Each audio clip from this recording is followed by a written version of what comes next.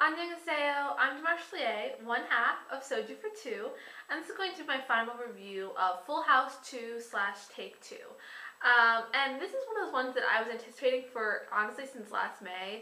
It took a while for them to finally air it here, and I was really happy that I got to watch it. I'm happy that they had it kind of broken up into half an hour segments, so that way you got to see it sort of more throughout the week. I did enjoy that, and I wish some other dramas would do that as well.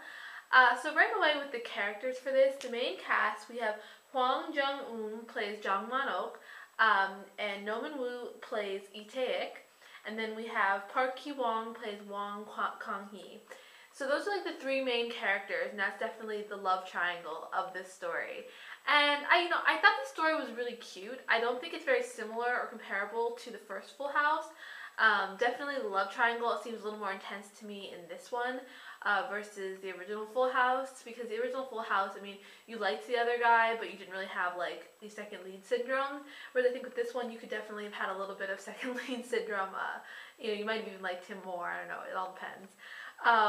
But the characters for this, I mean, I thought that it was an interesting kind of breakdown of how each character was sort of presented to us. So we have Jang Man-ok, the main female lead. She is sort of this girl who's taekwondo master, or some other type of, I guess, maybe it's not taekwondo, but some type of martial art master, and she's also like a, fashion guru, and she loves like being a stylist, and that's what she wants to do as well. And then we have the other two boys who are in a boy group.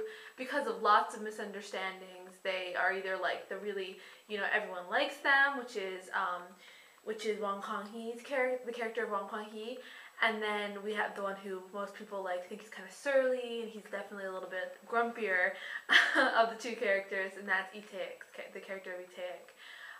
So I think between these two, you do have a really interesting dynamic for the lead guys. And for me, I just don't think that anyone really stood out for me as like the main reason why I like the story. I mean, obviously No Man-woo I've liked from other dramas. Not that I think he's that great of an actor, but I just sort of think like he's really interesting. So again, I think with this drama, though I liked the story, no one really shone to me as being like the standout star in this drama.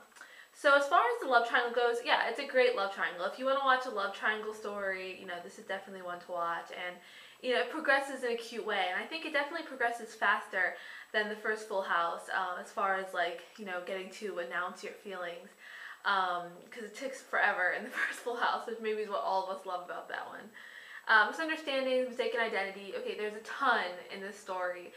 Misunderstandings, you have tons between the guys.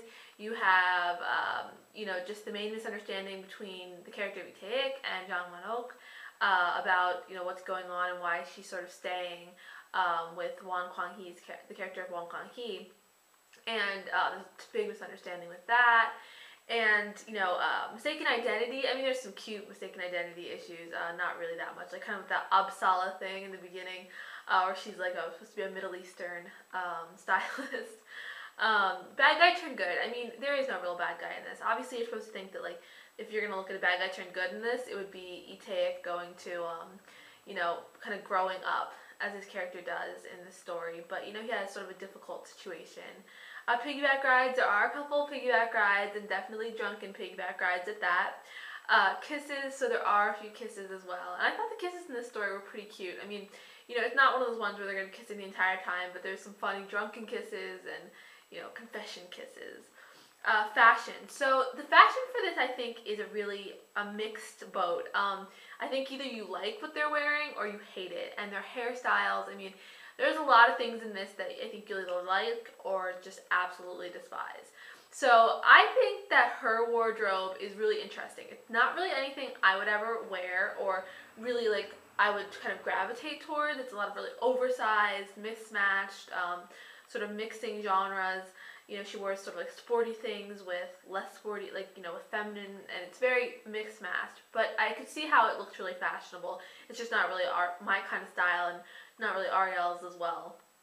As far as the guys' fashion, I mean, they're supposed to be K-pop idols, so a lot of it is really flashy. And then, it seems like Lee Tae-ik's wardrobe for this is a lot of button downs with interesting colors, you know, and there's like that pin that he wears right at his neck. It's not my favorite men's fashion look I've seen, but I gave A for effort because it is really kind of adventurous. Music. Okay, well, they have a couple of the songs that they sing for take one, and then you have like the songs they sing at the end, the one they like originally produced, the take two song. So you know, it seems like there's a lot of, you know, interesting music in this, and it is kind of addicting. It's not like my favorite soundtrack, but it was kind of addicting. You know, some of the songs, like, you know, the lyrics in English are a little strange. Like, you could touch. I don't know what he's talking about, and I'm like, okay, but you know, just go with it because it's Korean interpretation of English. So, I mean, I guess as far as my final ratings for this go, I did like the story, and I think that it was really popular, surprisingly. I know that on Viki, every time I would go to check and see if a new one was up, people were always asking when it was going to be subbed, so I do think a lot of people were interested in this, which does make me happy. But I don't think it's my favorite drama, and of the ones I've watched recently, it's not my top. So I would probably give this about a 7. I think that it was, you know, enjoyable, but maybe not my favorite drama ever. Definitely not my favorite drama ever. And not really like my favorite drama even with these actors. I mean, I think that we have Park Ki-wong, like he was just in Bridal Mask, which he was amazing in, you know, and things like that. So I think that those are kind of, it doesn't really live up to some of their past performances. Nomin Woo, I do think, is getting to become a much better actor with this, and I definitely think he's endearing.